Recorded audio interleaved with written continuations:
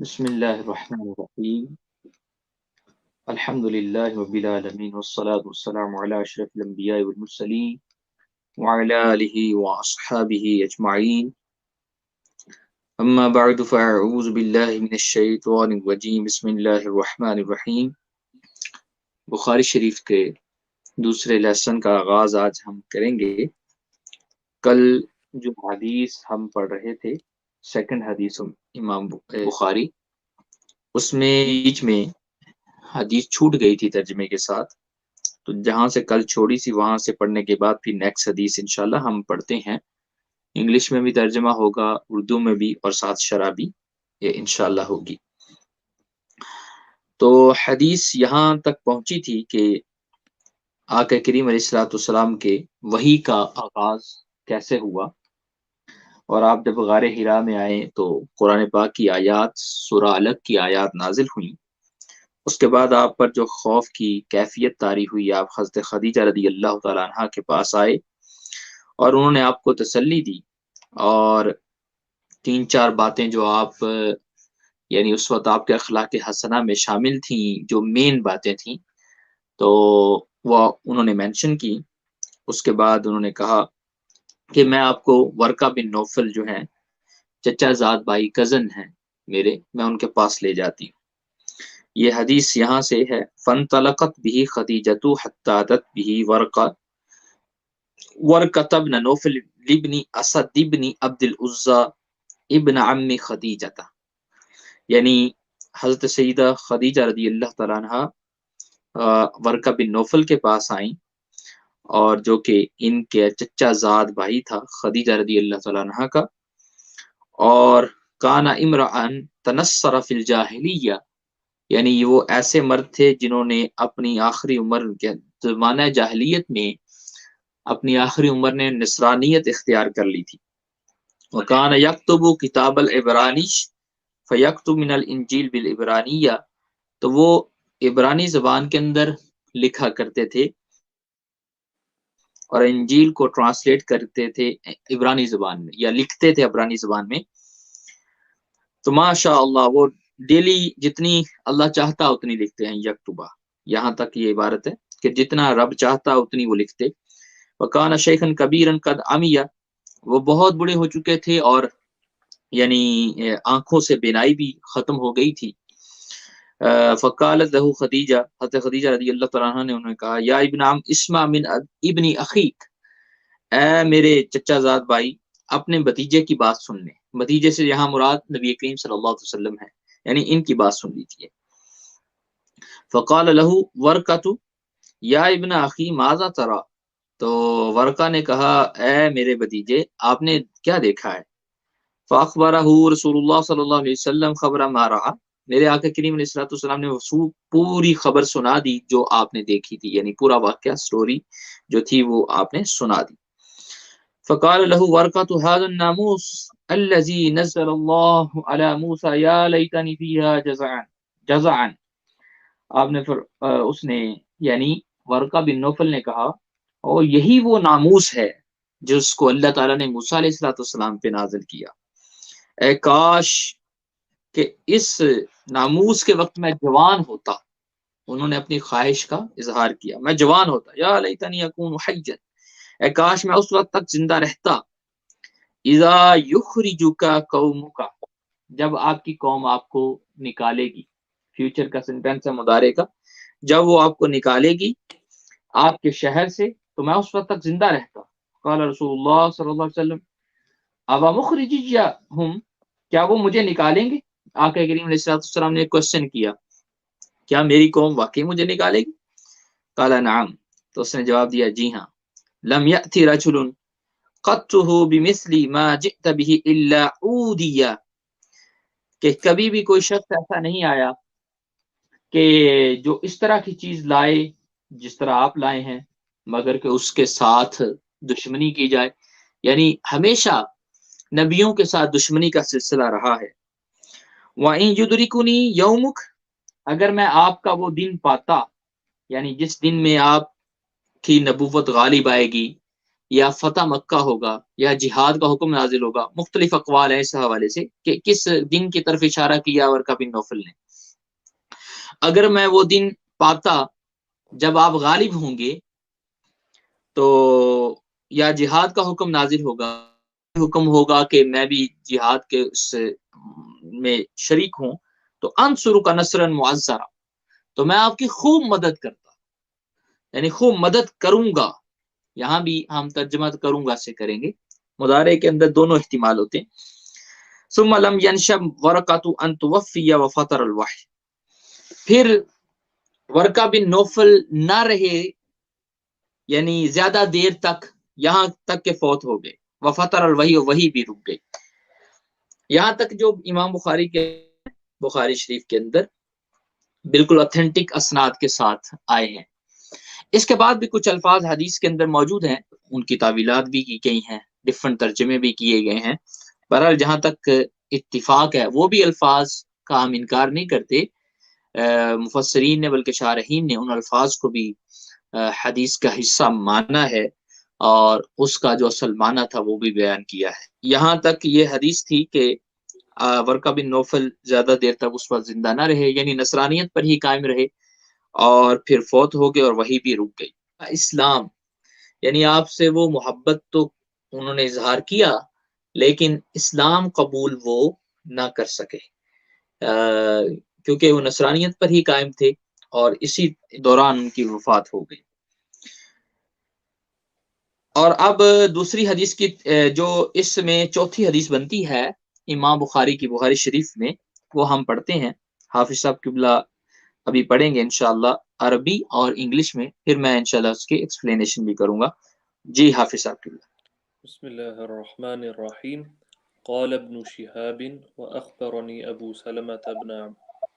سلمة بن عبد الرحمن أن جابر بن عبد الله الأنصاري رضي الله عنهما قال وهو يحدث عن فترة الوحي، فقال في حديثه بين أنا أمشي إذ سمعت صوتا من السماء فرفعت بصري فإذا الملك الذي جاءني بحراء جالس على كرسي بين السماء والأرض، فرعبت منه فرجعت فقلت زملوني زملوني، فأنزل الله تعالى يا أيها المدثر قم فأنذر وربك فكبر وثيابك فطهر والرجز فاهجر، فحمي الوحي وتتابع، تابعه عبد الله بن يوسف وأبو صالح، وتابعه هلال بن رداد عن الزهري، وقال Yunus ومعمر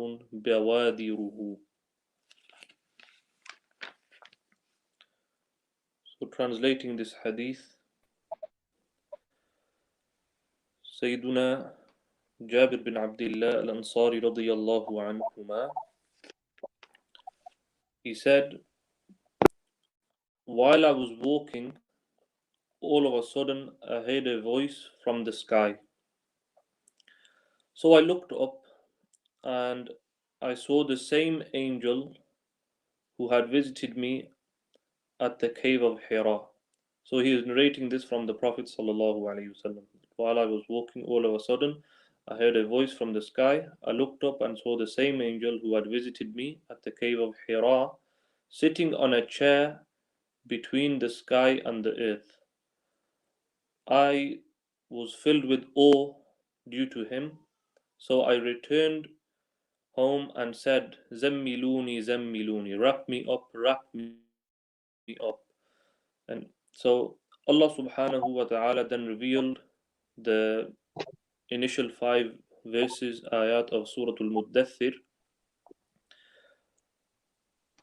After this, the revelation started coming consecutively, frequently and regularly.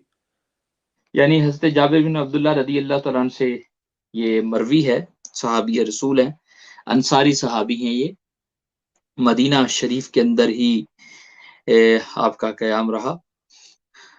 تو انہوں نے یہ بیان کیا کہ وحی کا جو فترت وحی کے رکنے کے حوالے سے انہوں نے روایت بیان کی کہ آقا کریم علیہ الصلوۃ والسلام نے یہ ارشاد فرمایا، بینا انا امشی، بینا امشی کا مطلب ہوتا ہے کہ میں کہیں چل رہا تھا، یعنی چلنا، چلنے کے دوران، کہ اس طرح کے الفاظ جو عربی میں بولے جاتے ہیں کہ میں جا رہا تھا یا چلنے کے دوران ایسا ہوا، تو میں نے آسمان سے جو ایک آواز سنی، تو میں نے اس آواز کی طرف اپنا سر اٹھایا، میں نے دیکھا کہ ایک فرشتہ ہے، ملک، ملک یہاں پہ اعراب پڑے جائیں گے، فرشتہ، وہ وہی فرشتہ ہے جو حرا میں جب میں میرے پاس آیا تھا، جب میں حرا میں بیٹھا ہوا تھا، تو جب میں حرا میں تھا، غار حرا میں تھا، اس وقت وہ آیا تھا، جالس علی کرسی بین السماء والارض، وہ اس حالت میں مجھے نظر آیا کہ وہ کرسی میں آسمان اور زمین کے درمیان بیٹھا ہوا ہے، فرعبت منہ، مجھے تھوڑا سا رعب، مطلب دہشت، وحشت سی یا دہشت سی اس کی چھا گئی، تو پھر کیا کہا، میں نے جب فرجعت، میں حضرت خدیجہ رضی اللہ تعالیٰ عنہ کے پاس آیا، اپنی زوجہ کے پاس آیا، تو فقلت، میں نے کہا زملونی زملونی، مجھے کمبل اڑا دو، تو پھر اللہ تعالیٰ نے یہ آیات نازل فرمائی، یہ سورہ مدثر کی آیات ہے۔ یہ کون سا واقعہ امام بخاری نے کوٹ کیا یہاں پر؟ یہ وہ واقعہ ہے جب فترت وحی، یعنی پہلی وحی نازل ہوئی جب آپ کی ایج 40 ایئر تھی، اس کے بعد فترت وحی کا زمانہ رہا، وہ تقریباً 1 سال سے 3 سال کا، یا کچھ مدت میں اختلاف ہے علماء کا، مختلف مدت بیان کی ہے، کافی دیر تک وحی رکی رہی۔ میرے آقا کریم علیہ الصلوۃ والسلام پر یہ وقت بڑا شاک گزرا کہ جو لذت آیات قرآنی کو سننے میں آپ کو فرسٹ ٹائم جب وحی کا سلسلہ ہوا، آپ کو وہ لذت ملی، وہ اشتیاق اس کو دوبارہ سننے کا تھا، تو یہاں تک کہ اتنی شدت تھی، اتنی شدت کے، یعنی کہ یہ سلسلہ تھا کہ آپ 12 مرتبہ آپ نے یعنی کہ اس شدت کا اظہار کیا، اسے اظہار کے مختلف بیان ہوئے ہیں، میں اس طرف نہیں جانا چاہتا۔ تو پھر ایک دن آپ اس طرح جا رہے تھے، جیسا کہ آپ نے خود بیان فرمایا میرے آقا کریم علیہ الصلوۃ والسلام نے، تو وہی فرشتہ جو غار حرا میں حضرت جبریل امین علیہ السلام آئے تھے، اور وہی دوبارہ کرسی کے درمیان، یعنی کرسی پہ بیٹھے ہوئے ظاہر ہوئے، اور انہوں نے سورہ مدثر کی آیات کو نازل یعنی ہوا۔ اب اس واقعہ سے پتہ چلا کہ وہ واقعہ جو غار حرا والا ہے وہ فرسٹ ہوا، اور سورہ مدثر اس کے بعد نازل ہوئی ہے، سورہ مدثر جو ہے، اور یہ سیکنڈ واقعہ ہے، وہ پہلا واقعہ اور یہ سیکنڈ ہے۔ علماء نے یہاں پر جو مفسرین یا شارحین ہیں، انہوں نے اختلاف کیا ہے کہ سورہ علق فرسٹ ہے یا سورہ مدثر فرسٹ ہے، تو یہ کس واقعے کی طرف اشارہ ہے؟ تو امام بخاری نے ان کی ترتیب میں بھی ان کو آگے پیچھے لا کر یہ واضح کر دیا کہ فرسٹ سورہ علق ہی ہے، وہی فرسٹ واقعہ ہے، یہ سیکنڈ واقعہ ہے، یہ فترت وحی کے بعد واقعہ ہے۔ فترت وحی کا مطلب یہ ہے کہ وحی جب رک گئی تھی، اس کے بعد تتابع کا سلسلہ شروع ہوا تھا، تتابع کا مطلب ہوتا ہے مسلسل وحی آنا شروع ہو گئی۔ یہ تھا حدیث کا ترجمہ۔ اب ہم نیکسٹ حدیث کی طرف پڑھتے ہیں جو 5 نمبر حدیث ہے۔ جی حافظ صاحب کی حدثنا موسى بن إسماعيل قال أخبرنا أبو عوانة قال حدثنا موسى بن أبي عائشة قال حدثنا سعيد بن جبير عن ابن عباس رضي الله عنهما في قوله تعالى لا تحرك به لسانك لتعجل به قال كان رسول الله صلى الله عليه وسلم يعالج من التنزيل شدة وكان مما يحرك شفتيه فقال ابن عباس رضي الله عنهما فأنا أحركهما لك كما كان رسول الله صلى الله عليه وسلم يحركهما وقال سعيد أي ابن جبير أنا أحركهما كما رأيت ابن عباس رضي الله عنهما يحركهما فحرك شفتيه فأنزل الله تعالى لا تحرك به لسانك لتعجل به إن علينا جمعه وقرآنه قال جمعه لك صدرك وتقرأه فإذا قرأناه فاتبع قرآنه قال فاستمع وأنصت ثم إن علينا بيانه ثم إن علينا أن تقرأه فكان رسول الله صلى الله عليه وسلم بعد ذلك إذا أتاه جبرائيل استمع فإذا انطلق جبرائيل قرأه النبي صلى الله عليه وسلم كما قرأه. Ibn Abbas radiyallahu anhuma narrated this hadith in the explanation of the statement of Allah subhanahu wa ta'ala لا تحرك به لسانك لتعجل به, move not your blessed tongue concerning the Quran to hasten therewith. Allah's Messenger sallallahu alayhi wasallam used to bear the revelation with great difficulty or shiddah, and used to move his blessed lips quickly when the revelation would be revealed. Ibn Abbas radiyallahu anhuma said, so I am moving my lips for you like the Messenger of Allah sallallahu alayhi wasallam used to move his blessed lips. And Sa'id bin Jubair said, I am moving them both for you like I saw Abdullah ibn Abbas radiyallahu anhuma moving them. So he demonstrated, he moved his lips to show this. And then Allah Ta'ala revealed this ayah when the Prophet sallallahu alaihi wasallam was doing so in receiving the revelation. Then Allah revealed, do not hasten, do not move your blessed tongue in order to hasten with regards to the revelation. Indeed, it is upon us to gather the Quran in your blessed heart, in your blessed chest, and its recitation as well. فَإِذَا قَرَأْنَاهُ فَاتَّبِعْ قُرْآنَهُ. So when we recite it, then follow the recitation, meaning listen attentively to it and remain silent while it is being recited. ثُمَّ إِنَّ عَلَيْنَا بَيَانَهُ. Then it is upon us to clarify it, to explain its meanings. So the Messenger of Allah sallallahu alayhi wasallam, after that he used to listen attentively only and not hasten to recite it and move his blessed tongue. فَإِذَا انطَلَقَ جَبْرَائِيل قَرَأَهُ النَّبِيُّ صَلَّى اللَّهُ عَلَيْهِ وَسَلَّمَ كَمَا قَرَأَهُ. So when Jibreel alayhi salam would have finished, would go away, then the Prophet sallallahu alayhi wasallam would recite it like he had recited. جی ماشاء اللہ. یہ اسے حدیث تحریک شفتین مسلسل بھی کہتے ہیں. یعنی اس حدیث کا پڑھانے کا ایک وے یہ ہوتا ہے کہ استاد جو ہے وہی کام کر کے دکھاتا ہے جو راویان سے مروی ہو کر مسلسل آتا ہے. جیسے کہ یہاں پر سعید جو کہ اسٹوڈنٹ ہیں ابن عباس رضی اللہ تعالیٰ عنہ کے، انہوں نے بھی اپنے ہونٹوں کو حرکت دے کر ویسے ہی ڈیمونسٹریٹ کیا سامنے، یعنی بتایا کہ میں نے اس طرح ابن عباس کو دیکھا، اور ابن عباس نے جس طرح نبی کریم صلی اللہ علیہ وسلم کو دیکھا کہ وہ اپنے ہونٹوں کو حرکت دیتے ہوئے یہ حدیث بیان کر رہے ہیں تو ارشاد فرما رہے ہیں، تو ویسے انہوں نے ہمارے سامنے کیا اور میں بھی ایسے تمہارے سامنے کر رہا ہوں. تو اس کا ترجمہ یہ ہے کہ یہ ابن عباس رضی اللہ تعالیٰ عنہ نے جو لا تحرک بہ لسانک، جو اللہ تعالیٰ عز و جل کا فرمان ہے قرآن میں، اس حوالے سے بیان کیا.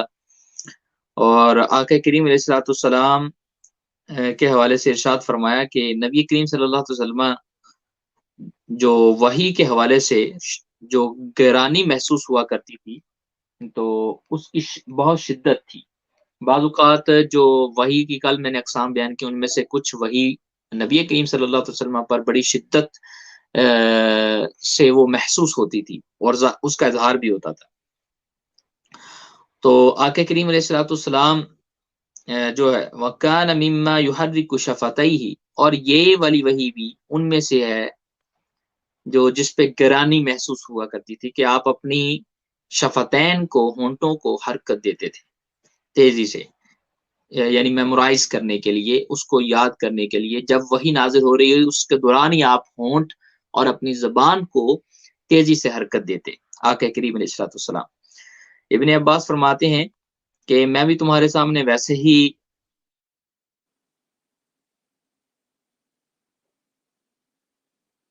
صلاۃ السلام ان کو حرکت دیتے تھے۔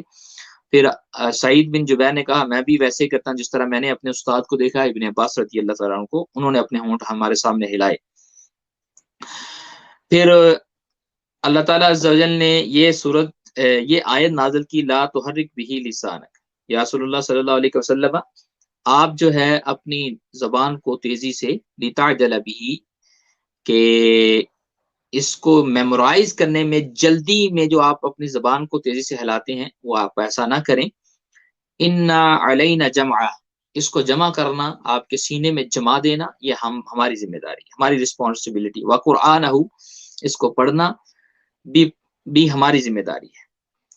قال جمعہ لک صدرک، تو اب ابن عباس کہہ رہے ہیں یہاں پر کہ جمع سے مراد یہاں یہ ہے کہ اس کو آپ کے سینے میں جمع کر دینا، یہ ہماری ذمہ داری۔ وَتَقْرَأُهُ، اور اس کو پڑھنا، فَإِذَا قَرَأَهُ، یا یہاں پر میرے ہاں یہ الفاظ ہیں اس نسخے میں کہ قرأناه، آپ کے ہاں کیا الفاظ ہیں حافظہ؟ فإذا قرأناه، اچھا قرأناه، ٹھیک ہے۔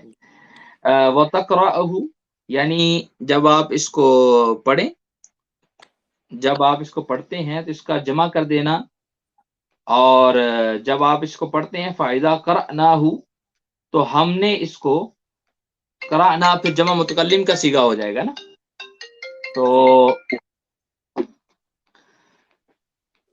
جب آپ پڑھ لیں تو آپ جو ہے اس پڑھے کی وَتَقْرَأُهُ، جب آپ اس کو پڑھیں، فَإِذَا قَرَأْنَاهُ، تو ہم نے اس کو پڑھا، فَاتَّبِعْ قُرْآنَهُ، تو آپ جو ہے اپنے پڑھے کی اتباع کیجئے۔ قَالَ فَاسْتَمِعْ لَهُ، اور فرمایا کہ آپ اس کو سنیے، وَأَنصِتْ، اور خاموش رہیں۔ فَاسْتَمِعْ کا مطلب یہ بنے گا یہاں پر کہ غور سے سننا، وَأَنصِتْ، اور خاموش رہیے۔ ثُمَّ إِنَّ عَلَيْنَا بَيَانَهُ، پھر ہماری ذمہ داری یہ ہے کہ اس کو بیان کر دینا، اس کو واضح کرنا، اس کو کلیئر کر دینا۔ ان تقرأہ، جو آپ نے پڑھا، جو آپ نے پڑھا ہے اس کو بیان کرنا ہماری ذمہ داری۔ وکان رسول اللہ صلی اللہ علیہ وسلم بعد ذلك اذا اتاه جبریل، اس کے بعد آقا کریم علیہ الصلوۃ والسلام نے ویسے ہی کیا کہ جب جبریل امین علیہ الصلوۃ والسلام آتے تو استمع، تو آپ غور سے سنتے۔ فاذا انطلق جبریل، جب جبریل امین علیہ الصلوۃ والسلام چلے جاتے، فقرأه النبی صلی اللہ علیہ وسلم کما قرأ، تو آپ اسی طرح پڑھتے جیسے جبریل امین علیہ الصلوۃ والسلام نے پڑھا ہوتا۔ تو یہاں اس حدیث کے اندر بیان کیا گیا کہ جو کیفیت شروع میں تھی کہ آقا کریم علیہ الصلوۃ والسلام میمورائز کرنے کے لیے اپنی زبان کو تیزی سے حرکت دیتے، شفتین کو ہلاتے اور کوشش کرتے، آپ کو گیرانی محسوس ہوتی، تو اللہ تعالیٰ عز و جل نے وہ کیفیت کو دور کر دیا۔ فرمایا محبوب آپ اس کی یعنی کہ گھبرائے نہیں، اس حوالے سے اس کو آپ کے سینے میں جمع کرنا اور آپ کو پڑھانا یہ ہماری ذمہ داری ہے، تو آپ جو ہے اس حوالے سے گھبرائے نہیں۔ پھر آقا کریم علیہ الصلوۃ والسلام نے وہ چھوڑ دیا جیسے آپ پہلے کرتے تھے۔ اس کے بعد جبریل امین علیہ الصلوۃ والسلام جیسے ہی وحی نازل کرنے کے بعد جاتے تو آقا کریم علیہ الصلوۃ والسلام جبریل امین علیہ الصلوۃ والسلام کی طرح ہی قرآن کو پڑھ کر سنا دیتے، یعنی ایزیلی میمورائز ہو جاتا۔ یہ قرآن کا اعجاز ہے، آج بھی لوگ اس کو حفظ کر رہے ہیں، ہمارے بچے اس کو حفظ کر رہے ہیں اور وہ ایزیلی قرآن پاک کو پڑھ رہے ہیں، اور جتنی قرأتوں میں قرآن پاک نازل ہوا انہی کی روایات آ رہی ہیں، اور اتنی قرأتوں میں الحمدللہ عز و جل آج قرآن پڑھا اور پڑھایا جا رہا ہے اور میمورائز بھی کیا جا رہا ہے۔ ہمارا بچہ پڑھتا ہے، ہم حافظ کہتے ہیں، جو قرآن پاک کو حفظ کر لیتا ہے، حافظ صاحب قبلہ نے حفظ کیا ہوا. تو اس طرح اس کا سلسلہ آگے چلتا رہا. جی نیکسٹ حدیث حافظ صاحب قبلہ. ماشاء اللہ استاد صاحب. بسم اللہ الرحمن الرحیم. حدثنا عبدان قال أخبرنا عبد الله قال أخبرنا يونس عن الزهري وحدثنا بشر بن محمد قال حدثنا عبد الله قال أخبرنا يونس ومعمر نحوه عن الزهري أخبرني عبيد الله بن عبد الله عن ابن عباس رضي الله عنهما قال كان رسول الله صلى الله عليه وسلم أجود الناس وكان أجود ما يكون في رمضان حين يلقاه جبرائيل وكان يلقاه في كل ليلة من رمضان فيدارسه القرآن فلا رسول الله صلى الله عليه وسلم أجود بالخير من الريح المرسلة. ماشاء اللہ. ترجمہ. Sayyiduna Abdullah ibn Abbas radiyallahu anhuma narrated that the Messenger of Allah sallallahu alayhi wasallam was the most generous of all the people, and he used to reach the peak in generosity in the month of Ramadan when Jibreel alayhi salam met him. Jibreel alayhi salam used to meet him every night of Ramadan to teach him the Quran, to revise the Quran with him. Allah's Messenger sallallahu alayhi wasallam was the most generous person, even more generous than the strong blowing wind. سبحان اللہ. یہاں پر دو چیزیں اس حدیث کے اندر بیان کی گئیں.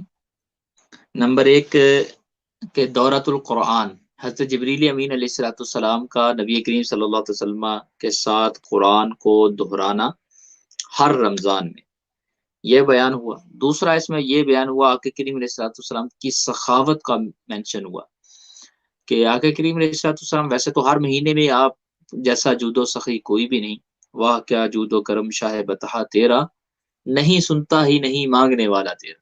سبحان اللہ.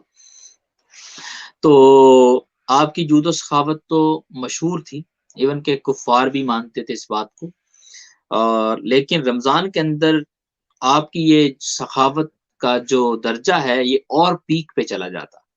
یہاں تک کہ مثال جو دی گئی ہے کہ آقا کریم علیہ الصلوۃ والسلام اتنے زیادہ جود و سخا سے سخاوت شروع کر دیتے جیسے ریح مرسلہ ہوتی ہے. ریح مرسلہ کہتے ہیں اس ہوا کو جو بارش اپنے بعد لاتی ہے، یعنی جب ہوا چلتی ہے اس کے بعد فوراً بارش آ جائے تو اسے ریح مرسلہ کہا جاتا ہے عربی میں.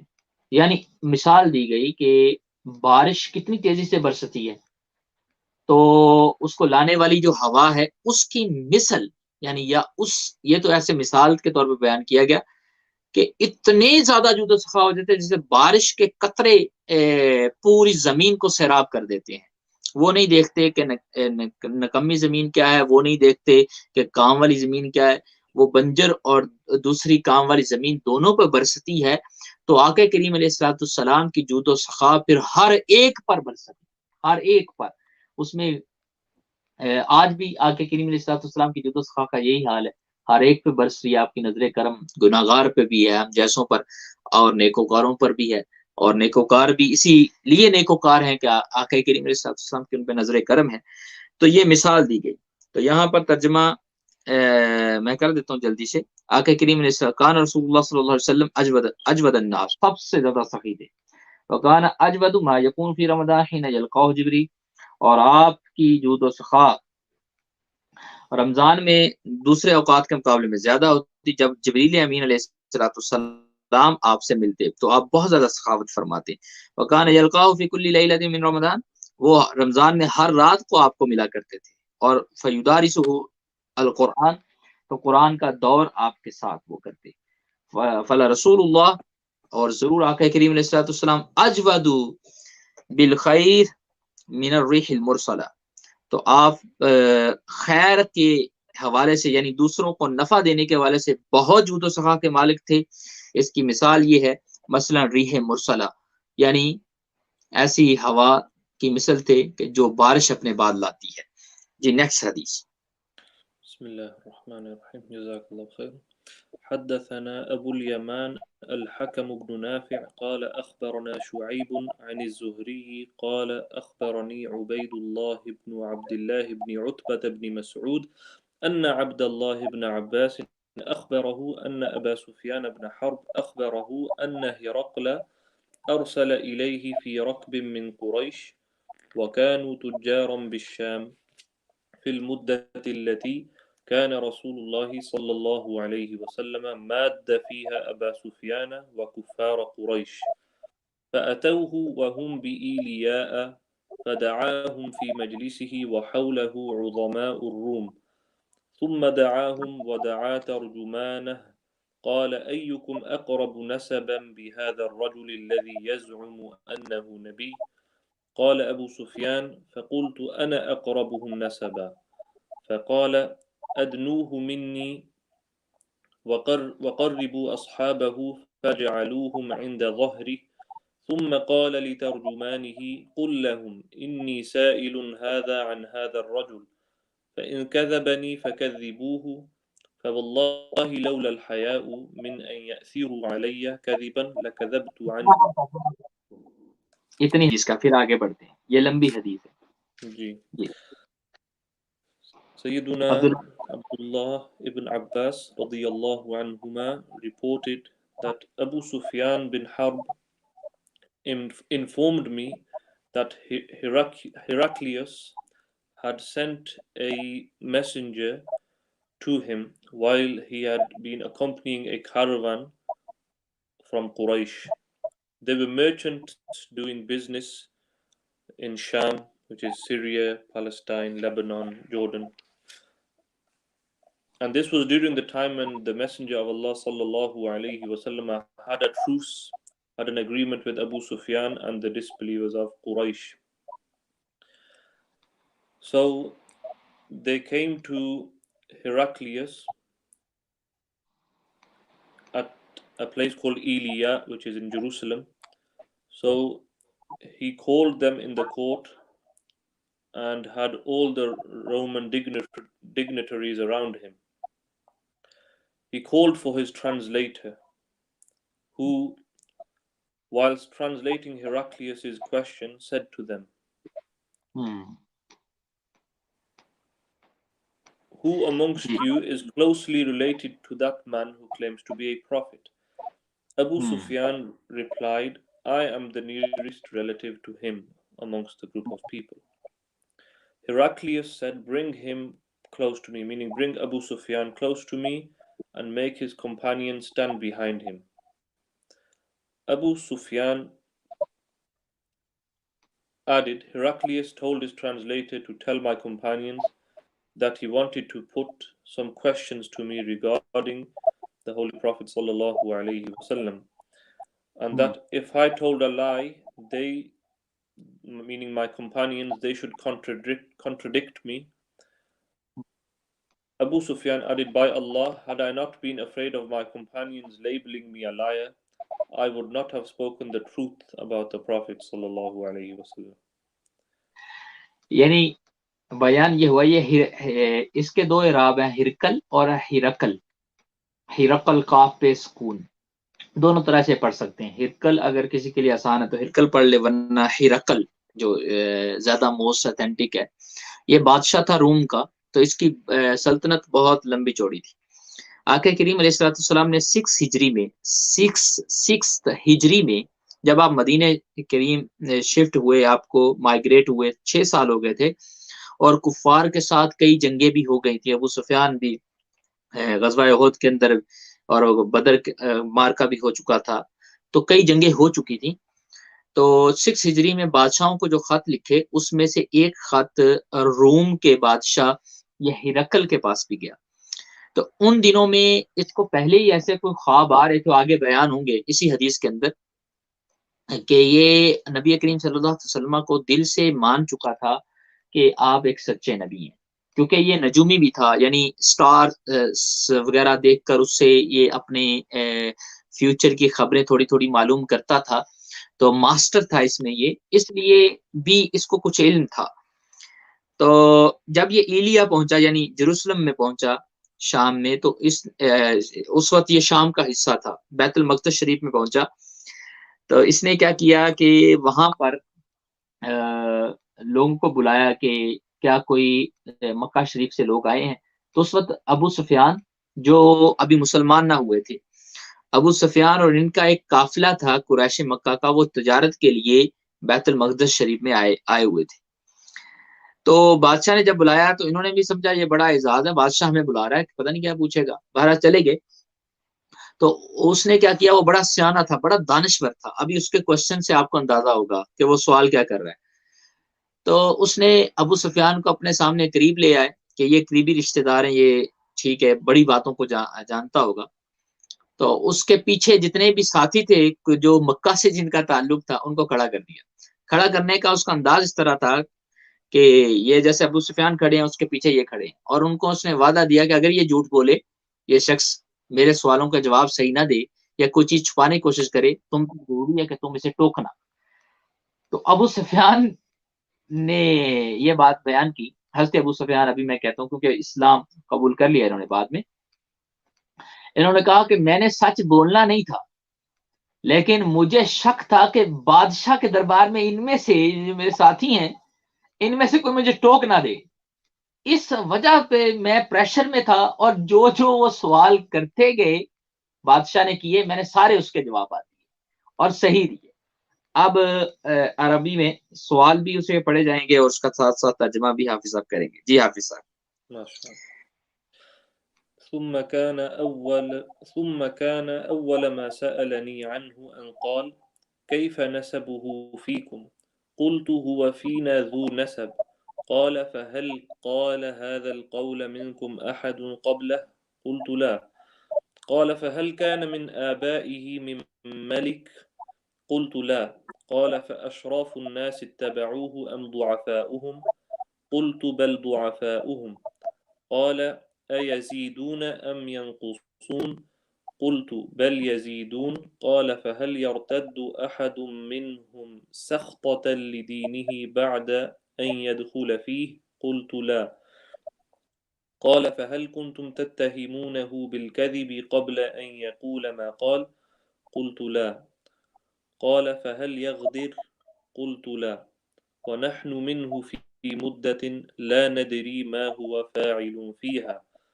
قال ولم تمكنني كلمة أدخل فيها شيئا غير هذه الكلمة. قال فهل قاتلتموه؟ قلت نعم. قال فكيف كان قتالكم إياه؟ قلت الحرب بيننا وبينه سجال، ينال منا وننال منه. قال ماذا يأمركم؟ قلت يقول اعبدوا الله وحده ولا تشركوا به شيئا واتركوا ما يقول آباؤكم ويأمرنا بالصلاة والصدق والعفاف والصلة.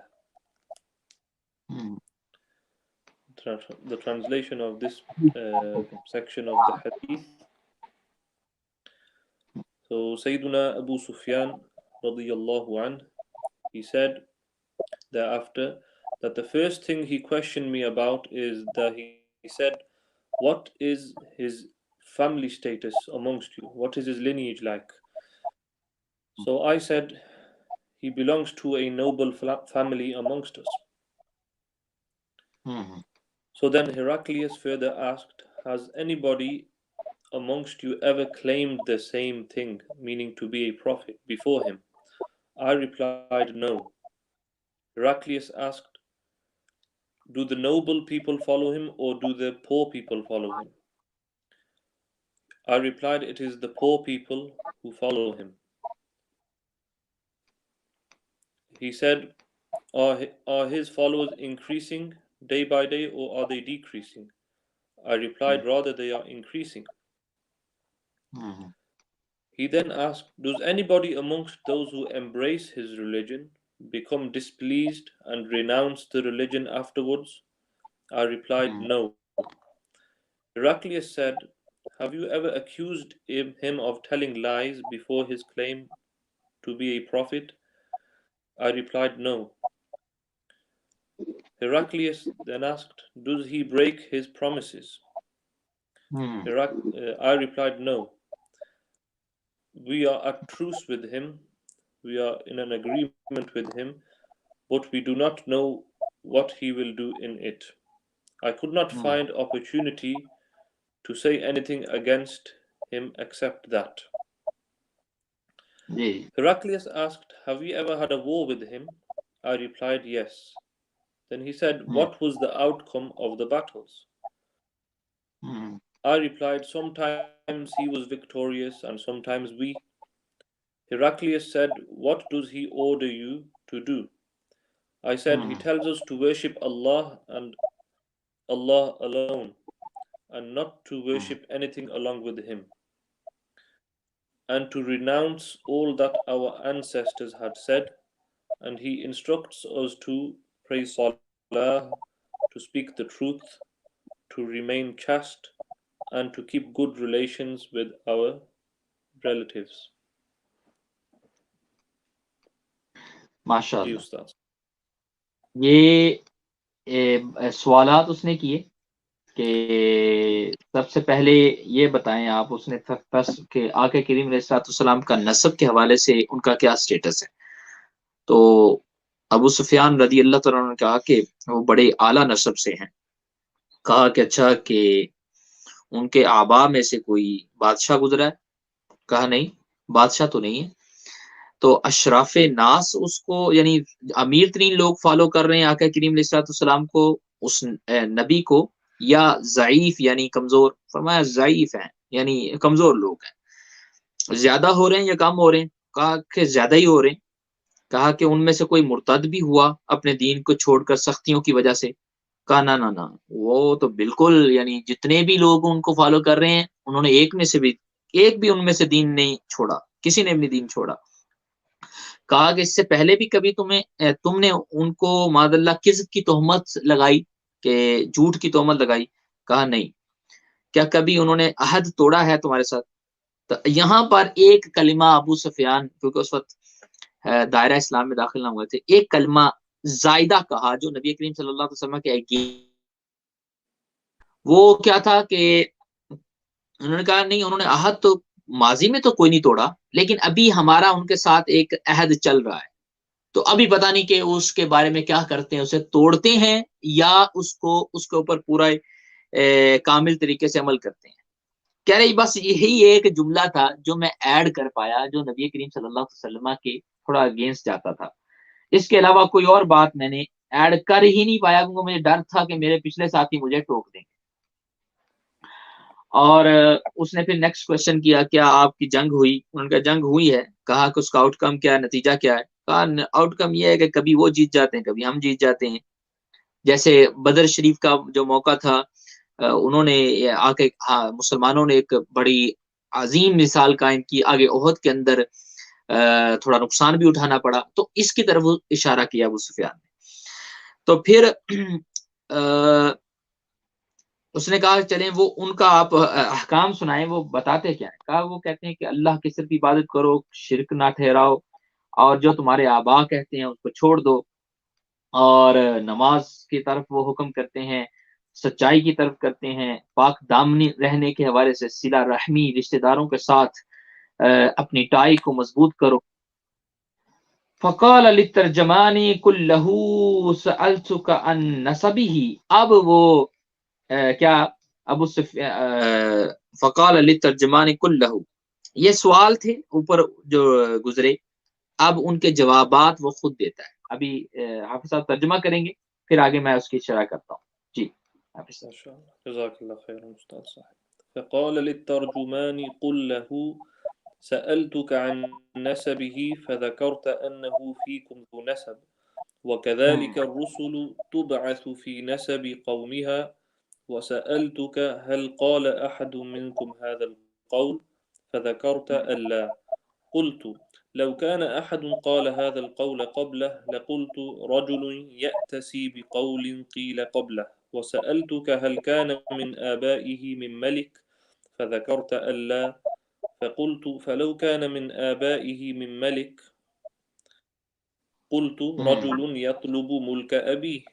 وسألتك هل كنتم تتهمونه بالكذب قبل أن يقول ما قال فذكرت ألا فقد أعرف أنه لم يكن ليذر الكذب على الناس ويكذب على الله وسألتك أشراف الناس اتبعوه أم ضعفاؤهم فذكرت أن ضعفاءهم اتبعوه وهم أتباع الرسل وسألتك أيزيدون أم ينقصون فذكرت أنهم يزيدون وكذلك أمر الإيمان حتى يتم وسألتك أيرتد أحد سخطة لدينه بعد أن يدخل فيه فذكرت ألا وكذلك الإيمان حين تخالط بشاشته القلوب وسألتك هل يغدر فذكرت ألا وكذلك الرسل لا تغدر وسألتك بما يأمركم فذكرت أنه يأمركم أن تعبدوا الله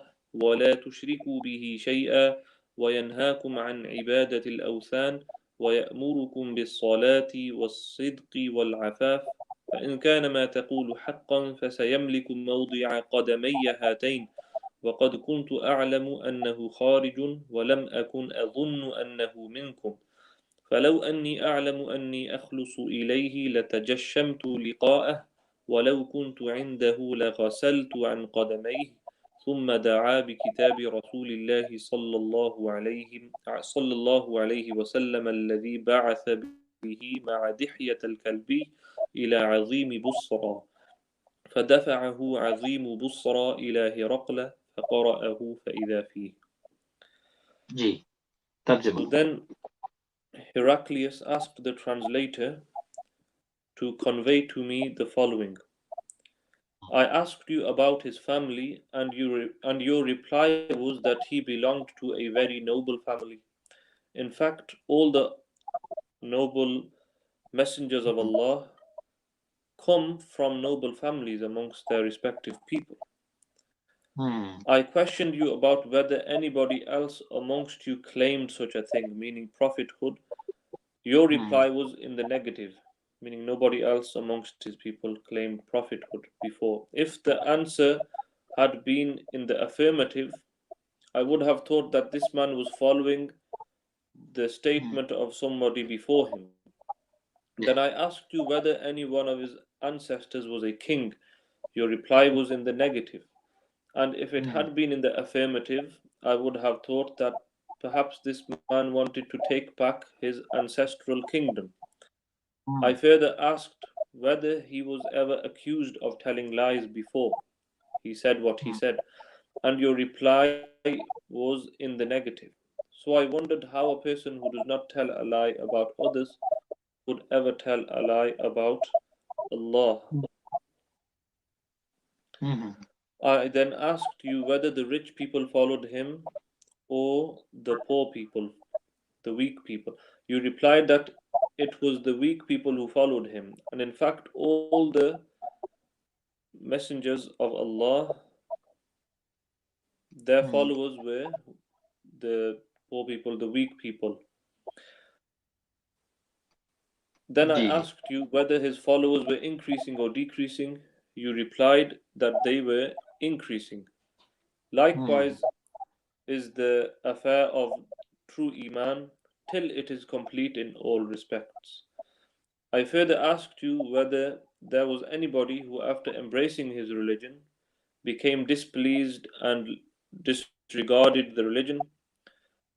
Your reply was in the negative. And in fact, this is the sign of true faith, true Iman. When its delight enters the hearts and mixes with them completely, that the people never leave it. I asked you whether he had ever betrayed. You replied in the negative, and likewise the messengers of Allah never betray. Then I asked you what he ordered you to do. You replied that he ordered you to worship Allah and only Allah, and not to worship anything along with him, and forbade you to worship idols, and ordered you to pray salah, to speak the truth, and to remain chaste. If what you have said is true, he will very soon occupy this very place underneath my 2 feet, and I knew it from the scriptures that he was going to appear. But I did not know that he would be from amongst you. And if I could reach him, definitely I would go immediately, bearing all kinds of difficulty in order to meet him. And if I were with him, I would certainly uh, take blessings from the water of his feet. By washing his feet, I would take blessings therefrom. Heraclius then asked for the letter addressed by the Messenger of Allah sallallahu alayhi wasallam, which was delivered by Dihya al-Kalbi to the governor of Busra. He forwarded it to Heraclius to read. The contents of the letter were as follows. جی آپ دیکھیے کہ ہرقل نے سوال کیا، وہ جواب خود دیتا ہے. وہ کہتا ہے کہ میں نے آپ سے سوال کیا. ابو سفیان ترجمان کو کہنے لگا ابو سفیان کو یہ میرا ترجمہ کر کے پہنچائیں. میں نے آپ سے سوال کیا کہ وہ عالی نسب سے ہیں. آپ نے کہا ہاں عالی نسب سے ہیں. تو نبی ہوتا ہی وہ ہے جو عالی نسب سے ہے. آگے اس نے جواب دیا. پھر اس نے کہا کہ میں نے تم سے یہ سوال کیا کہ ان میں سے پہلے آپ کے علاقے میں پہلے کسی نے نبوت کا دعویٰ کیا ہے؟ تو آپ نے کہا نہیں ایسا تو نہیں ہے، ہماری زندگی میں تو ایسا نہیں ہوا. تو کہا کہ اگر تم یہ کہتے کہ ہاں پہلے بھی کسی نے کیا ہے تو میں یہ سمجھتا کہ یہ بھی اسی بات کی تقلید کر رہے ہیں جو پہلے کسی نے کہی ہے. تو لیکن آپ نے کہا نہیں، تو میں یہ سمجھ گیا یہ سچے نبی ہیں کہ یہ پہلے کسی کہی ہوئی بات کی تقلید نہیں کر رہے. پھر میں نے یہ آپ سے سوال کیا کیا کوئی بادشاہ ان کے نسب سے گزرا ہے؟ آپ نے کہا نہیں. اگر آپ کہتے ہیں ہاں تو میں یہ سمجھتا یہ اس بادشاہت کو حاصل کرنے کے لیے اس طرح کی بات کر رہا ہے، پروفٹ ہوڈ کا کلیم کر رہا ہے. تو آپ سے میں نے یہ کہا کہ اس نے کبھی پہلے آپ نے جھوٹ کی تہمت لگائی اس پر، یعنی پہلے کبھی اس سے جھوٹ سرزد ہوا؟ تو آپ نے کہا نہیں. اگر تم کہتے ہیں کہ ہاں پہلے بھی وہ جھوٹ بات کیا کرتا تھا معاذ اللہ، تو میں یہ کہتا کہ جو لوگوں کے ساتھ جھوٹ بول سکتا ہے تو رب کریم پر بھی افطرا باندھ سکتا ہے، یعنی جھوٹ بول سکتا ہے. تو پھر میں نے تم سے یہ کہا کہ ان کے جو بندے ہیں ان کو فالوور جو ہیں وہ امیر ہیں یا غریب ہیں؟ آپ نے کہا غریب. تو نبیوں کی پیروی غریب لوگ ہی کرتے ہیں. پھر میں نے سوال کیا وہ بڑھ رہے ہیں یا وہ کم ہو رہے ہیں؟ آپ نے کہا بڑھ رہے ہیں. تو ایمان کی کیفیت ہی یہ ہے کہ جب یہ اس کا سلسلہ شروع ہوتا ہے تو وہ بڑھتا ہی ہے، وہ کمی کی طرف نہیں آتا، نقصان کی طرف نہیں آتا. پھر میں نے کہا کہ ان میں سے کسی نے دین چھوڑا؟ تم نے کہا کہ نہیں. تو ایمان کی حالت یہ ہے جب رب کریم پر کسی کو ایمان یعنی وہ لاتا ہے تو وہ کبھی بھی چھوڑ نہیں سکتا، کسی بھی قیمت میں اس میں سودا بازی نہیں کرتا. مسلمان اور مومن کی کیفیت بھی یہی ہونی چاہیے. جب ایمان کی لذت آپ کے دل میں بس جائے تو پھر آگ میں جانا منظور ہے لیکن ایمان چھوڑنا منظور نہیں. یہ ہرقل نے بھی بات یہ کہی کہ ایسا ہو ہی نہیں سکتا، تم لوگوں نے سچ بولا ہے. پھر اس نے کہا کہ کیا وہ نبی عہد شکنی کرتے ہیں؟ یہ میں نے تم سے پوچھا اور تم نے کہا نہیں. تو نبی ہوتا ہی وہ ہے جو عہد نہ توڑے، وہ عہد جوڑنے کے لیے آتا ہے. تو میں نے پوچھا ان کا میسج کیا ہے؟ تم نے کہا وہ کہتے ہیں کہ نماز پڑھو، صدق سچے رہو، اور عفاف یعنی پاک دامن رہو. اس طرح کی باتیں کئی بتوں کی پرستش سے وہ روکتے ہیں، ایک رب کی عبادت کے لیے بلاتے ہیں. تو کہا کہ اگر واقعی یہ باتیں اس شخص میں ہیں جن کے بارے میں تم یہ باتیں کر رہے ہو تو پھر کیا ہوگا؟ آگے اس نے جو سٹیٹمنٹ دی ہے وہ بڑی ہی پیاری سٹیٹمنٹ ہے. کہا کہ پھر یہ ہوگا کہ پھر جان لو کہ وہ جو نبی ہیں جس کے بارے میں تم بیان کر رہے ہیں فَسَيَمْلِكُ وہ عنقریب مالک ہو جائے گا موضع قدمیہ، اس جگہ کا بھی وہ مالک ہوگا جہاں میرے آج قدم ہے. ایلیا کی بات کہی تھی، یعنی بیت المقدس شریف. تو واقعی وہ بیت المقدس حضرت سیدنا عمر رضی اللہ عنہ کے دور کے اندر وہ مسلمانوں کی ملکیت میں آیا. تو کہا کہ اس جگہ کا بھی وہ نبی مالک ہو جائے گا جہاں میرے قدم ہیں. وَقَدْ كُنْتُ أَعْلَمُ أَنَّهُ خَارِجٌ وَلَمْ أَكُنْ أَظُنُّهُ أَنَّهُ مِنْكُمْ. لیکن مجھے یہ علم تھا کہ وہ نبی آئے گا، کیونکہ میں نے کتابوں میں پڑھا ہے لیکن مجھے یہ نہیں پتا تھا کہ وہ تم میں سے آئے گا. اور کہا کہ فلو انی اعلم انی اخلص الیہ لتجشمت لقاءہ، اور اگر یہ ممکن ہو میرے لیے کہ میں وہاں پہنچ سکوں گا تو میں ہر تکلیف ان کی ملاقات کے لیے برداشت کرنے کے لیے تیار ہوں، ہر تکلیف میں ان سے ملتا. پھر کہا اگلی بات اس نے کہی جو بڑی اہم بات ہے ادب کے حوالے سے بھی، فرمایا کہ ولو کنت عندہ، اگر میں اس ولو کنت عندہ، میں اگر اس کے پاس ان کے پاس ہوتا، لغسلت عن قدمیہ، تو میں آقا کریم علیہ الصلوۃ والسلام کے قدمین مبارک کو دھوتا، میں خود واش کرتا. بادشاہ یہ لفظ بول رہا ہے، آقا کریم علیہ الصلوۃ والسلام کے قدموں کو بلیسنگز یہ میں حاصل کرتا دھو کر. پھر کہا ثم دعا بکتاب رسول اللہ، تو اس نے کہا وہ خط لے کر آؤ. تو وہ خط اصل میں بسرا جو تھا، بسرا جسے ہم کہتے ہیں عظیم بسرا، ان کے پاس آقا کریم علیہ الصلوۃ والسلام کا دہیہ قلبی کے ذریعے آیا تھا، اور اس بادشاہ نے یہ خط جو ہے بھیج دیا ٹرانسلیشن کے لیے یا پڑھنے کے لیے ہرکل کے پاس. کہا وہ خط لے کر آؤ. اب وہ خط کیا تھا، اس میں ایگزیکٹ ورڈنگ کیا تھی، اور آقا کریم علیہ الصلوۃ والسلام نے خط میں کیا لکھا، وہ ابھی آپ کو ہم سنائیں گے. جی حافظ صاحب. ماشاء اللہ، جزاک اللہ خیر استاد صاحب. بسم اللہ الرحمن الرحیم. من محمد عبد اللہ ورسولہ الى هرقل عظیم الروم سلام على من اتبع الهدى اما بعد فإني أدعوك بدعاية الإسلام أسلم تسلم يؤتك الله أجرك مرتين فإن توليت فإن عليك إثم اليريسيين ويا أهل الكتاب تعالوا إلى كلمة سواء بيننا وبينكم ألا نعبد إلا الله ولا نشرك به شيئا ولا يتخذ بعضنا بعضا أربابا من دون الله فإن تولوا فقولوا اشهدوا بأننا مسلمون. قال أبو سفيان فلما قال ما قال وفرغ من قراءة الكتاب كثر عنده الصخب فارتفعت الأصوات وأخرجنا. تو اس میں یہ کمپلیٹ ہو گیا ہے لیٹر. آپ سنائیے ترجمہ. بسم اللہ الرحمن الرحیم. In the name of Allah, the most gracious, most merciful. From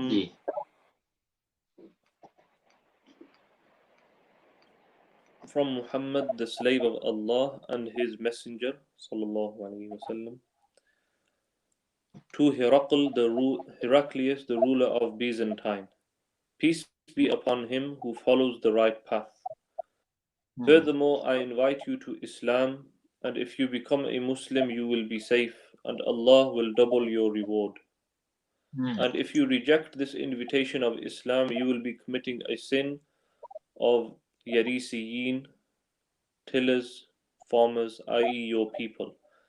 And the statement of Allah, O people of the scripture, come to a word common to you and us, that we worship none but Allah, and that we associate nothing in worship with Him, and that none of us shall take others as lords besides Allah. Then, if they turn away, say, bear witness that we are Muslims, those who have surrendered to Allah. Abu Sufyan then added, when Heraclius had finished his speech and had read the letter, there was a great turbulence and outcry in the royal court. So we were turned out of the court. جی یہاں پر وہ پورا بیان ہوا کہ letter وہ پڑھا گیا، اور لیٹر میں میرے آقا کریم علیہ الصلوۃ والسلام نے اس کی جو ابتدا کی کہ بسم اللہ الرحمن الرحیم من محمد بن عبداللہ ورسولہ الی ہرقل عظیم روم سلام علی من اتبع الہدی. جو لیٹرز بادشاہوں کو لکھے گئے اس کی ابتدا یہیں سے ہوتی تھی. بسم اللہ شریف لکھنے کے بعد لیٹر جہاں سے ہے ان کا نام، پھر آگے سلام سے ابتدا، لیکن سلام کے ساتھ من اتبع الہدی، سلام اس پر کہ جس نے ہدایت کی پیروی کی. اگر تم نے ہدایت کی پیروی کی تو تم پر سلام. پھر اس کے بعد اما بعد سے وہ پوری خط شروع ہوتا ہے. خط کے اندر یہ بیان کیا گیا کہ میں تمہیں دعوت اسلام دیتا ہوں، اسلام کی طرف آ جاؤ، تم محفوظ ہو جاؤ گے. اسلم تسلم، یعنی اسلام لے آؤ تم محفوظ ہو جاؤ گے، دنیا میں بھی اور آخرت میں بھی تم محفوظ ہو جاؤ گے، تم سلامتی پاؤ گے، تمہیں سلامتی نصیب ہوگی. پھر تمہیں 2 ثواب دیے جائیں گے، ایک تو تم اسلام قبول کرو گے، دوسرا تمہاری رعایا تمہارے پیچھے لگ کر کرے گی، 2 ثواب، 2 ڈبل ریوارڈ تمہیں ملے گا. اور اگر نہیں قبول کرو گے تو تمہاری رعایا کا گناہ بھی، تمہاری جو پبلک ہے اس کا گناہ بھی تم پر ہوگا. پھر وہ قرآن پاک کی آیت کہ اے اہل کتاب آ جاؤ اس بات کی طرف جو تمہارے اور ہمارے درمیان میں ایک ہی ہے. وہ کیا؟ کہ ایک ہی رب کی عبادت کرنی ہے، اس کے ساتھ کسی کو ایسوسیٹ نہیں کرنا. ایسوسیٹنگ پارٹنر ود اللہ یہ حرام ہے تمہارے نزدیک بھی ہمارے نزدیک بھی. رب کی عبادت کرنی تمہارے نزدیک بھی ہمارے نزدیک بھی یہ ایک ہی بات ہے. اور رب کے علاوہ کسی کو خدا نہیں ماننا. پھر اہل کتاب اگر اس سے تم منہ پھیرو گے تو تم ان سے پھر اے مسلمانوں کہہ دو تم مانو یا نہ مانو ہم تو ایک خدا کے ماننے والے ہیں، انا مسلمون، ہم تو مسلمان ہیں، ہم اپنے رب کے آگے سر جھکانے والے ہیں. تو ابو سفیان نے یہاں پر یہ بات کہی. نوریٹر کیونکہ حضرت سیدنا ابو سفیان رضی اللہ تعالیٰ عنہ ہے، صحابی رسول، بعد میں اسلام قبول کیا. انہوں نے کہا کہ جب ہرقل نے یہ خط پڑھا نا تو اب درباریوں کے جو دربار کے اندر موجود تھے نا لوگ سارے، بڑے بڑے نصرانی، پادری اور بڑے ڈگنیٹی اس وقت جو جن کو حاصل تھی، ان کو لگا کہ یہ تو ابھی اسلام قبول کرنے والا ہے، ہرقل ہمارا مین بادشاہ یہ تو اسلام قبول کرنے والا ہے. انہوں نے شور شرابہ شروع کر دیا. جو محل تھا وہ شور سے بھر گیا ہے، مطلب شور گوگا اس میں پیدا ہونے لگا، آوازیں اٹھیں ادھر سے بھی ادھر سے. ہمیں فوراً نکال دیا گیا، یعنی ہمیں اخرجنا، ہمیں نکال دیا گیا کہ آپ جائیں، کیونکہ شور شرابہ شروع ہو گیا. بادشاہ نے ہمیں فوراً اشارہ کیا کہ یہ لوگوں کو باہر نکال دو، کہیں ان کو یہ نقصان نہ پہنچائیں. پھر اس کے بعد جب میں باہر آیا تو میں نے اپنے ساتھیوں کے ساتھ ایک بات کی. وہ بات کیا کی وہ آگے عربی کے اندر حافظ صاحب ترجمہ کریں گے کہ بات انہوں نے کیا کی. جی اللہ الرحمن الرحیم، ماشاء اللہ استاد صاحب. فقلت لأصحابي حين أخرجنا لقد أمر بن أبي كبشة إنه يخافه ملك بني الأصفر، فما زلت موقنا أنه سيظهر حتى أدخل الله علي الإسلام. وكان ابن الناطور صاحب إيلياء وهرقل سقف على نصارى الشام يحدث أن هرقل حين قدم إيلياء أصبح يوما خبيث النفس، فقال بعض بطارقته قد استنكرنا هيئتك. ہم اس کا ترجمہ کر لیتے ہیں پھر آگے میں اس کو بیان کر دوں.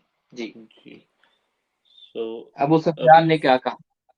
Abu Sufyan added, when Heraclius had finished his speech and read the letter, there was a great turmoil, great disturbance, hue and outcry in the royal court. So we were turned out of the court. I told my companions that the question of Ibn Abi Kabsha, the Prophet ﷺ, has come so prominent that even the king of Bani al-Asfar, meaning the king of Byzantine, is afraid of him. Then I started to become sure that he, the Prophet ﷺ, would be the conqueror in the near future, to the extent that I will end up embracing Islam. The sub-narrator adds, Ibn al-Natur, who was the governor of Iliya, and Heraclius was the head of the Christians of Sham. Ibn al-Natur narrates that once while Heraclius was visiting Iliya, he got up in the morning with a sad mood. Some of his priests asked him why he was in that mood. Heraclius was a fortune teller and an astrologer. He replied, at night when I looked at the stars, I saw that the leader of those who practice circumcision had appeared meaning become the conqueror. یہ پھر اگلا حصہ آیا تھا. جی جی. یہاں پر ابو سفیان نے باہر نکلے نا، جب وہ نکالا گیا محل سے ان کو، تو اپنے ساتھیوں سے کہنے لگے کہ آپ نے دیکھا کہ ابن ابی کبشہ کا معاملہ کتنا دور تک پہنچ گیا، اور مجھے یقین ہو گیا کہ عنقریب رسول کریم صلی اللہ علیہ وسلم یہ غالب آ جائیں گے. پھر اللہ تعالیٰ نے مجھے بھی اسلام میں داخل کر دیا اور میرا بھی دل روشن ہو گیا. تو ابن ابی کبشہ یہ اس وقت الفاظ کہے تھے ابو سفیان نے کہ جب آپ مسلمان نہیں ہوئے تھے. ابن ابی کبشہ کہہ کر اشارہ کس کی طرف کیا؟ نبی کریم صلی اللہ علیہ وسلم کی طرف. مفسر شارحین نے یہاں لکھا ہے ابن ابی کبشہ اس نے اس لیے کہا کہ آپ کے آباء و اجداد میں ایک ابو کبشہ نامی شخص تھا، گمنام تھا. مطلب گمنام سے مراد وہ اتنے مشہور نہیں تھے. تو عرب کی عادت یہ ہے کہ جب جس سے ناراض ہوتے ہیں نا، تو اس کی نسبت پھر ایسے گمنام دادے یا گرینڈ فادر کی طرف کرتے ہیں کہ جو یعنی کہ مشہور نہیں ہوتے. تو کیونکہ ناراضی کی حالت میں یہ جملہ بولا، تو اس لیے یہ جملہ ابو سفیان نے کہا کہ ابن ابی کبشہ کا معاملہ دیکھیں کہاں پہنچ گیا. انہوں نے رسول کریم کا لفظ استعمال نہیں کیا یا محمد جو آپ کا اصل نام تھا وہ استعمال نہیں کیا، بلکہ نسبت گرینڈ فادر کی طرف کر دی. تو یہ بات. دوسرا کہا کہ مجھے یقین ہو گیا کہ اب تو معاملہ غالب آئے گا. اور بنی اسفر کا بادشاہ، اب بنی اسفر بھی اس لیے کہا کیونکہ بادشاہ نے بھی کوئی اچھا سلوک نہیں کیا تھا. تو یہ نہیں کہا کہ ہرکل، یا اس کا نام نہیں لیا، اس کا لقب بیان نہیں کیا. بنی اسفر کہا پیلے رنگ والوں کا بادشاہ، کیونکہ یہ جو رومن تھے نا، یہ تھوڑا سا رنگ ان کے پیلے تھے، وائٹش پیلے، یعنی پیلے کی طرف تھوڑا سے مائل تھے. اسفر پیلا رنگ جسے ہم یلوش کہتے ہیں، تو اس کی طرف اشارہ کیا. اور پھر آگے اگلی جو بات ہے وہ واقعہ جو اوپر واقعہ پیش آیا اس کے پیچھے بیک گراؤنڈ میں کیا ہوا تھا وہ آگے امام زہری نے بیان کیا. امام زہری کی خود ملاقات، جو امام بخاری کے اساتذہ میں سے ہیں، امام زہری کی خود ملاقات جو ہے وہ ابن عطور سے ہوئی ہے، اور انہوں نے اگلی انفارمیشن جو لکھی ہے اس حدیث کے اندر وہ ہے جو انہوں نے خود ان سے سنا اور اگلی باتوں کو لکھا ہے. اور یہ بادشاہ عبد الملک کے دور کے اندر ان کی ایلیا میں جب یہ گئے امام زہری، یعنی بیت المقدس میں گئے، تو وہاں ابن نطور سے ملاقات ہوئی. ابن نطور نے پھر یہ چیزیں نریٹ کی کہ ہوا یہ تھا. میں پورا واقعہ سنا دیتا ہوں تاکہ ہم نیکسٹ حدیث کی طرف جائیں. کہ اس نے کہا کہ ہوا یہ تھا کہ یہ ہرکل بادشاہ آیا تھا اور یہاں پر ایلیا کے اندر، یعنی ایلیا بیت المقدس شریف میں آیا تھا. اور جس دن یہ صبح اٹھا تو بڑی پریشان حالت میں اٹھا، خواب اس کو آیا تھا. اور پھر اس نے کہا کہ میں نے ستاروں کے اندر ذرا نظر کی ہے اور میں نے دیکھا ہے ستاروں میں کہ ایک ختنہ کرنے والوں کا بادشاہ جو ہے وہ غالب آ گیا ہے. تو میں نے پھر پوچھا تم میں سے کون ہے ختنہ کرنے والا؟ میں نے ختنہ کون کرتے ہیں پوری یہ سب میری جو حکومت ہے؟ انہوں نے کہا یہود کرتے ہیں. تو مجھے میرے صاحبوں نے مشورہ دیا، یعنی ہرکل کے جو صاحب تھے اس پر مشورہ دیا کہ آپ یہ تو ایزی ہے، آپ گھبرائیے نہیں. یہود اگر غالب آنے کا آپ کو خواب آیا ہے تو آپ گھبرائیے نہیں، آپ صرف ایک لیٹر لکھ دیں جہاں جہاں یہودی ہیں وہ قتل کر دیے جائیں، تو آپ کا یہ خدشہ ختم ہو جائے گا. تو وہ کہنے لگا ایسی بات نہیں ہے. انہی دنوں میں ان کے ایک دوست تھے، یعنی کہ ایک دوست وہ بھی ستاروں کے اندر بڑے ماسٹر تھے. ابھی یہ بات ہو رہی تھی، اسی دوران ہی ہرکل کے پاس غسان کا جو بادشاہ تھا اس کا ایک ساتھی خط لے کر آ گیا. اور اس خط میں بھی کیا تھا؟ اس خط میں یہ باتیں موجود تھی جو آقا کریم علیہ السلام نے بادشاہوں کو خط لکھے تھے. اور اس کے بعد کیا ہوا؟ غسان کے بادشاہ کا خط بھی اس نے جوڑا اور یہ باتیں بھی ہوئی. اور اس نے پھر سوال ایک کیا کہ کیا تم جانتے ہو کہ کوئی اور بھی یہودیوں کے علاوہ ختنہ کرنے والوں میں سے ہے؟ انہوں نے کہا اہل عرب کرتے ہیں. اہل عرب سے مراد یہاں پہ اشارہ اہل مکہ کی طرف تھا. تو اس نے کہا کہ ضرور اسی امت کی جو مجھے خواب آیا نا، اسی یعنی گروپ سے ہی ایک بندہ اٹھے گا جو غالب آئے گا. تو یہ بیک گراؤنڈ میں ہو چکا تھا آلریڈی، یعنی یہ چیزیں بیک گراؤنڈ میں پہلے ماضی کے اندر اس کے ساتھ ہو چکی تھی. پھر یہ واقعہ اس نے پھر ابو سفیان کو بلایا اور سارا ترجمان کا وہ واقعہ ہوا، اور وہ سارے سوال جواب ہوئے، اور یہ دل سے یقین کر چکا تھا کہ نبی کریم صلی اللہ علیہ وسلم سچے نبی ہیں. لیکن اس نے اسلام قبول کیوں نہیں کیا؟ اس نے اسی جگہ پر بڑے بڑے لوگوں کو بلایا، اسی حدیث میں بھی آگے آئے گا، یعنی میں بیان کر دیا آپ کو. اور جب اس نے دیکھا کہ یہ شور مچا رہے ہیں، میرے اسلام قبول کرنے پر یہ ناراض ہو رہے ہیں، اس کو دکھا کہ ابھی تو میری بادشاہت چلی جائے گی، اس نے فوراً ایک بات کہی. اس حدیث کے آخری جملے ہیں وہ کہ نہیں میں تو یہ اس لیے آپ کو ساری باتیں کہی ہیں اس نبی کے بارے میں تاکہ تمہاری دین پر استقامت کو چیک کر سکوں کہ تم نصرانیت میں کتنے سالڈ ہو. وہ سارے پھر اس کو سجدہ کرنے لگے، دوبارہ اس سے راضی ہو گئے. اور ہرقل جو ہے، اس کے بارے میں اسلام کے بارے میں اختلاف ہے علماء کا کہ اس نے بعد میں اسلام قبول کر لیا یا نہیں، کیونکہ اس نے جملے تو بڑے اچھے کہے، میرے آقا کریم علیہ السلام کی تعریف کی، یہاں تک کہ آپ کے قدمین شریفین کو غسل دینے کے حوالے سے کہا. لیکن بعد میں اتھینٹک جو قول ہے، یہ اس نے اسلام قبول نہیں کیا. کیوں؟ کیونکہ 2 سال کے بعد جب جنگ موتا ہوئی ہے تو یہ لڑنے کے لیے مسلمانوں کے ساتھ یہ آیا خود. پھر غزوہ تبوک کے اندر جو واقعہ تبوک پیش آیا تو یہ ایک خاص جگہ مینشن کی مفسرین نے کہ اس جگہ تک یہ لڑنے کے لیے آیا. پھر یہ غزوہ تبوک کسی کی وجہ سے ہوا، 1,00,000 سے زیادہ سپاہی یہ موتا کے مقام پر لے کر آیا. اگر یہ واقع ہی مسلمان ہو گیا تھا، یا دل سے اس نے اسلام قبول کر لیا تھا، یا دل سے سچا مان لیا تھا اور تصدیق اسلام کر دی تھی، تو پھر یہ مسلمانوں کے مقابلے میں 2 بار جو آیا پھر اس کے بعد بھی آتا رہا تو یہ ایسا نہ کرتا. لہٰذا اتھینٹک کال اس کے بارے میں یہی ہے کہ یہ نصرانیت پر اپنے آخری وقت تک قائم رہا، اس نے اسلام قبول نہیں کیا. جب اس نے ایک لیٹر لکھا، یہ بھی واقعہ شارحین نے بیان کیا، ایک لیٹر اس نے بارگاہ رسالت میں لکھا تھا.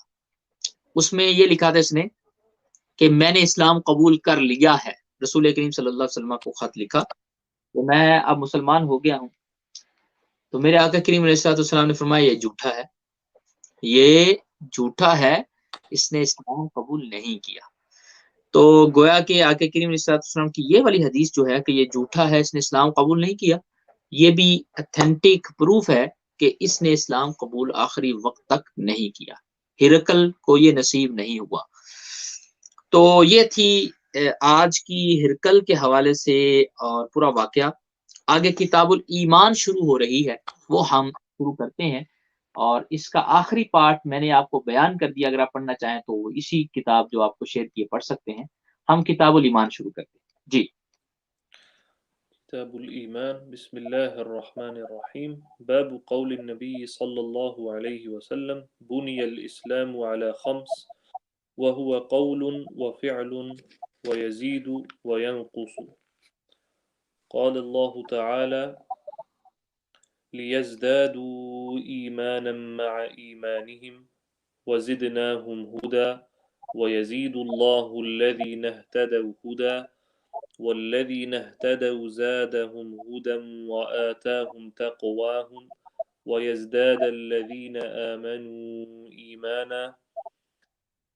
وقوله عز وجل أيكم زادته هذه إيمانا فأما الذين آمنوا فزادتهم إيمانا.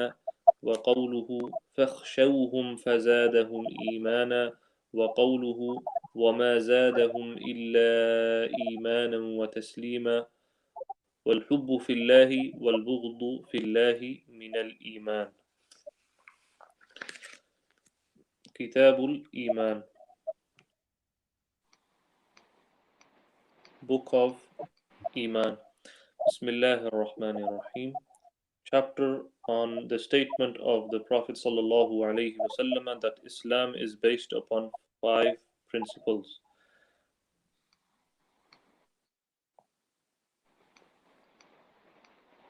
جی And Iman is a combination of qawl and fi'l, statement and action, and it increases and decreases. Allah the Almighty states. And so then Imam al-Bukhari mentions multiple ayat where the word increase is mentioned with Iman. And then he states, and loving for the sake of Allah and hating for the sake of Allah is part of Iman. یہاں پر قرآن کی آیات کو mention کیا کہ ایمان بڑھتا بھی ہے گھٹتا بھی ہے. ہمارا عقیدہ اہل سنت یہ ہے کہ ایمان کی جو کیفیت ہے، ایک ہے ایمان کی اماؤنٹ، ایک ہے کیف حالت. جو ایمان کی حالت ہے اس کے اندر تو شدت بھی آتی ہے اور کمی بھی بعض اوقات محسوس ہوتی ہے، لیکن ایسا ایمان ایسا نہیں کہ اس کی اماؤنٹ میں جو